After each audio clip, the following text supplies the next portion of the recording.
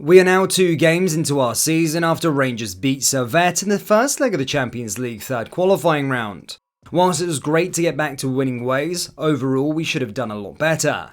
In today's video, we'll discuss the 5 things we learned whilst also taking a look at what a Rangers expert said with regards to our defence, with Liverpool centre-back Nat Phillips being cited. Not only that, but we'll also round up all the latest Rangers news from the last 24 hours. There is so much to cover in today's video.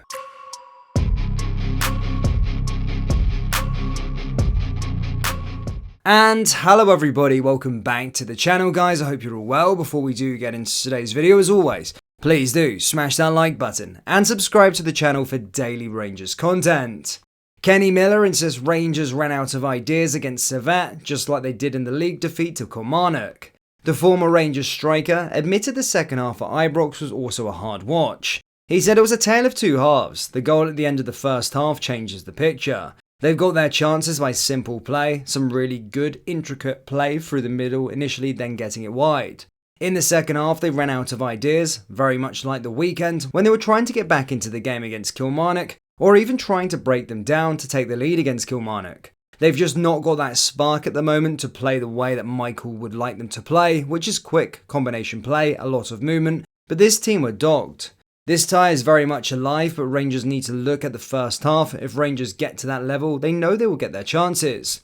Going away from home, you can maybe alter the style a little bit and there will be counter-attacking chances. It's a win, but it's how they play in the final third. There was a lot of low-key stuff and mistakes made. After the game, Servette goalkeeper João Mau, who had a fantastic display in the second half, said that they initially wilted because of the insane atmosphere before battling back strongly. He said, "We should have started the match better without giving away a penalty. It was very difficult to play at first because of the insane atmosphere in the stadium. It was amazing. But I think we recovered well. I believe we have been satisfied with the result because we only had 10 men for a long spell in the match."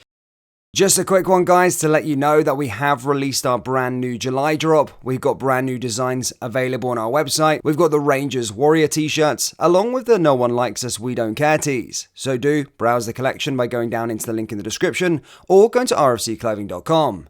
Anyway, let's get back into today's video. The defence is a big worry for Rangers this season. That is the view of Rangers expert Alan Hutton. Speaking exclusively to Football Insider, former Rangers defender Alan Hutton said Connor Goldson is Rangers' best defender, but the club will need to acquire more defensive reinforcements this window if they want to compete for the title.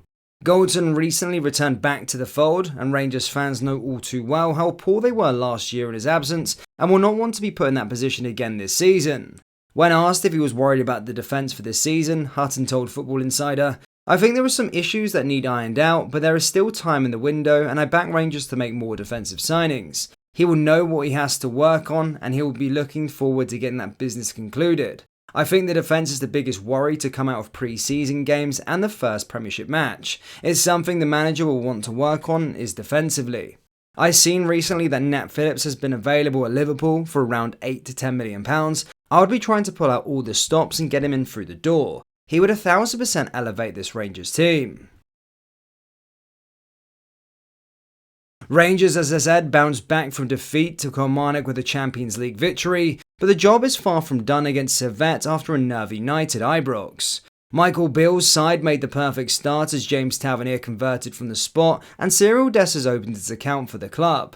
A Chris Bedia penalty changed the complexion of the tie. Servette finished the match with 10 men for the second qualifier in succession, but showed the same grit they displayed against Genk to keep themselves in the competition. In this part of the video, we will discuss the 5 things we learned from the match. Rangers have the edge.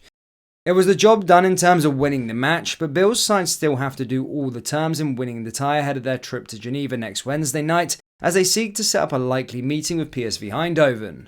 Rangers got just the start they needed and wanted and were 2 goals to the good with a quarter of an hour. At the stage it looked like being a comfortable night and tie for Bill's side. Tavernier dispatched his penalty straight down the middle as keeper João Mau went despairingly to the left.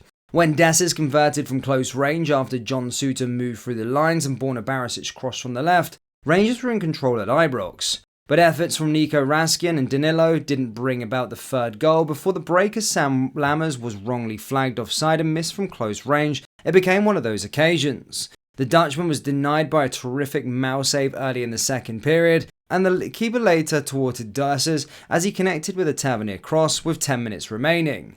Abdallah Simmer became the latest one to pass up a decent chance. Rangers were worthy victors on the night, and their margin to the win should have been greater. The next 90 minutes will determine how costly, if at all, the scoreline proves to be. A work in progress. Given the depth of the squad that Bill now has at his disposal, it was always likely that he would make a couple of alterations from the side that was so abject at the weekend. Danilo was handed his first start as he replaced Simmer, while John Lundstrom and Kieran Dowd dropped out of the midfield. Ryan Jack and Todd Cantwell were the ones that came in. The switches in terms of personnel were required, yet it was the step up in attitude that most of the notable factor from the whistle as Rangers operated with a purpose that has been glaringly absent during the Premiership opener. Supporters will never be happy in defeat, but showing that are meek and uninspired will provoke an extra degree of anger, and the intensity of the side from the offs was a marked improvement. Those levels were not maintained though, and the reaction from the stands told their own story as Rangers became sluggish and sloppy in the forward areas. Bill bemoaned the fluency of his side from the middle of the front at the weekend, and Rangers remain very much a work in progress in that regard. The Englishman will hope that there is plenty more improvement to come, as the match minutes and hours on the training ground give him an opportunity to get the side up to speed quickly as possible. Cantwell shows his class. The omission of Cantwell from the starting lineup at Rugby Park was one of the main talking points before a ball was kicked on Saturday. In the aftermath, it became even more protrudent as Bill's selection and his tactics were questioned in a whirlwind of criticism. It was no surprise then to see the midfielder was handed a start. On a night when his manager needed him to have a real influence, Cantwell didn't disappoint as he made his European debut. His night started with a telling contribution as he showed an endeavour and an alertness to win the penalty by nipping in to force David Doolin into a mistake. In the period that followed, Cantwell seemed to be everywhere in both attacking and defensive senses. Cantwell's versatility and his ability to play as a part of the midfield or move up in the line will be crucial for Rangers over the course of the campaign. His season is now properly up and running after a man of the match showing. Servette dig deep. Rangers know all too well about pitfalls of playing matches of this importance at this stage of the season, and the memories of the defeat to Union Saint-Gilles should have acted as a warning. Despite the gap in resources and expectations, no side can be dismissed at this level.